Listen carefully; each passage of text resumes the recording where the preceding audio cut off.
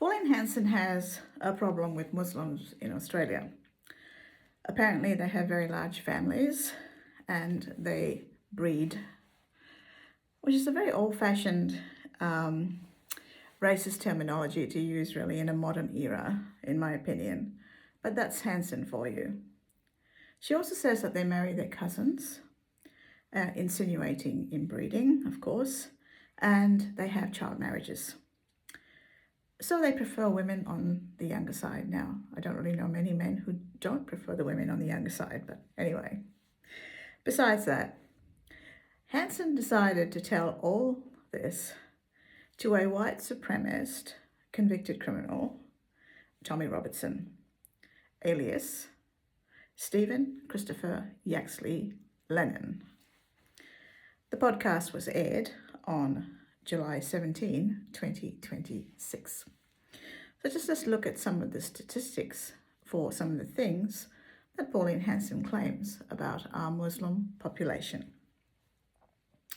So on One White Nation, I call them One White Nation, on One White Nation's website, they adhere to Judeo-Christian values. So I thought, just out of interest, I'll compare some of these perceived Muslim values that Debunked-Hanson has a problem with some good old-fashioned Judeo-Christian values. Firstly, I just want to say that large families are very much an important aspect of the Abrahamic religions. Orthodox Jews, Islamists, and Christians, they all tend to have large families.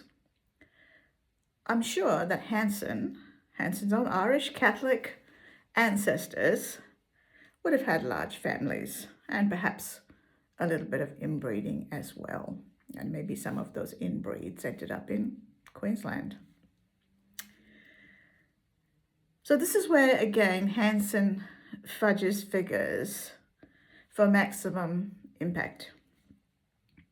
So according to the Bureau of Statistics, on average, a Muslim woman in Australia has 2.5 to 3 children. Hanson had 4 children to either 2 or 3 different fathers, depending on which articles you read. So in reality, Debunked-Hanson has had more children in Australia than the average Muslim woman.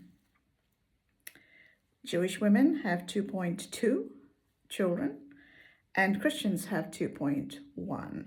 And of course, women with no religion, they have 1.9 children per woman. When we start to associate with Judeo-Christian values, which I will do another video about because really there isn't such a thing as Judeo-Christian values, but when somebody claims Judeo-Christian values and they claim that Muslims are the problem, immediately they create a problem for themselves. And that is for those who know the texts, the religious texts of Judaism, Christianity, and Islam, which I do. It's been my life's work. And you start to think, well, no, hang on a minute, that's not right. So I'm going to do a few videos, about this sort of thing. So Abraham, the father of the Jewish people, married his half-sister, Sarah. So there's a good Judeo-Christian value for you. And Jacob, the Jewish patriarch, was shagging 4 women. Maybe I shouldn't use the word shagging, but that's what he was doing. He was shagging 4 women at the same time, and 2 of them were sisters. So he was in a polygamist relationship, and that's in the Bible. And in using Debunked-Hanson's words, he was busy breeding. So yeah, he was breeding. He bred lots and lots of kids. The official figures in Australia, in the world, are that about 5% of the Muslim population tend to be polygamous. And that's mainly in African countries. And some of them are very small insignificant countries. But I was surprised that Nigeria actually has quite a high percentage of polygamists. And generally speaking, I found out that polygamy is frowned upon by the general Muslim population. They don't particularly like it. So now let's have a common sense approach to, rather than just saying Muslims do this and Muslims do that and Muslims do the other. Let's have a common sense approach to it.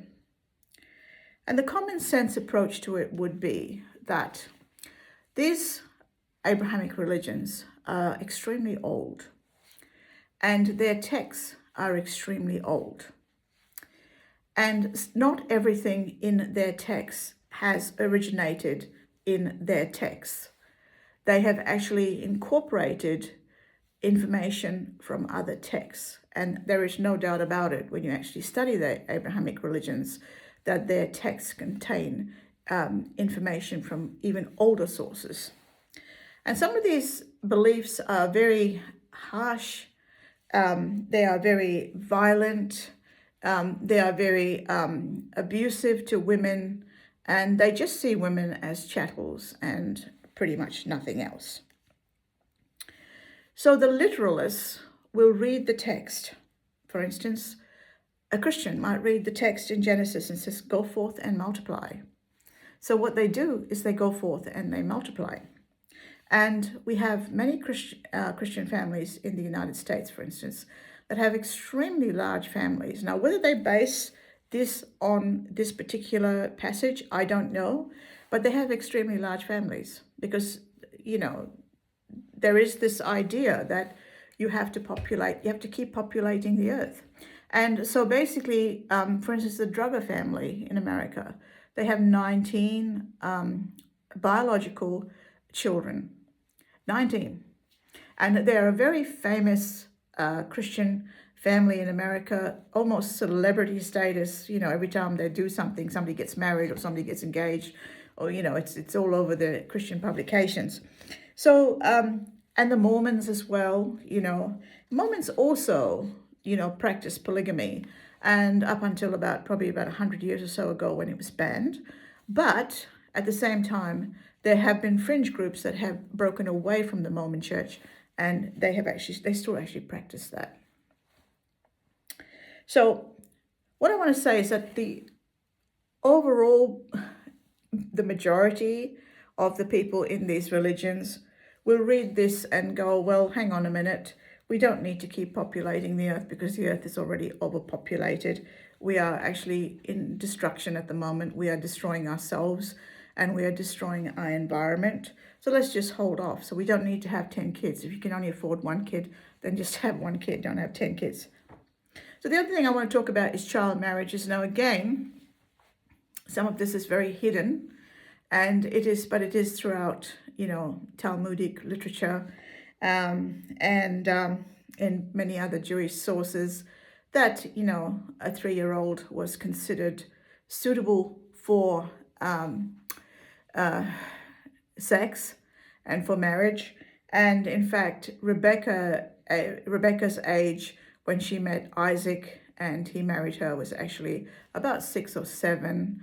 And that is actually hidden in the English translations of the Bible. So it was happening then as well. So this is what I'm saying, is that these are very, very old traditional values, and it's hard to break them sometimes. So thankfully, most of the followers of the Abrahamic faiths read these texts for an example that we can learn from, and not necessarily an example that we should follow. So the stats on child marriages, right, or reported incidences of children being, signed off to get married, the federal police in Australia have 119 cases, all up. And they are not defined to any particular religion. So, and the young women and children caught up in this also include those in the slave trade. And because of our proximity to Asia, we have a huge problem with sex slaves in Australia and in the Asia Pacific. Huge problem. And it wouldn't surprise me that a lot of them are actually the illegal immigrants that Debunked-Hanson is talking about, that they have been brought here under pretenses and they are probably held as slaves somewhere. So of course there's no guessing who the main perpetrators of the use of these women and the sex industry in Asia is. It's white men. So there you go. In concluding, making general statements to sensationalize your objective does not change the facts. It only creates fear. By replacing statistical reality with division and scaremongering does not solve social issues. It only creates division. So a real leader will provide accurate information, and a real leader will do their research, and a real leader will provide a solution. And the solution to these problems is that those of us who are in these religions need to re-educate those that are on the minority of these religions. And I do that with my Christian sector, I guess, of the Abrahamic religions, that they need to be re-educated in understanding their religious texts. So a good leader will not mislead with rhetoric that pits community against community.